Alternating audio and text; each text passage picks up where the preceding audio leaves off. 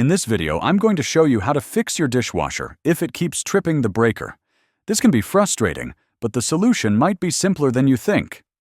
First, unplug the dishwasher and reset the circuit breaker by switching it off and then back on. Next, check if the dishwasher's power cord or plug is damaged. Frayed wires can cause electrical shorts and trip the breaker. If you spot damage, it's best to call a professional.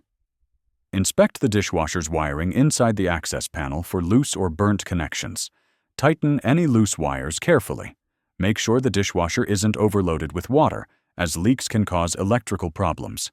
Check for water pooling around the unit or inside the panel.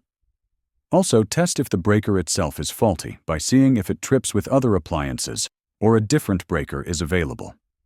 If the problem continues after these steps, the dishwasher's motor or heating element could be faulty and causing electrical issues. A technician should inspect and repair it.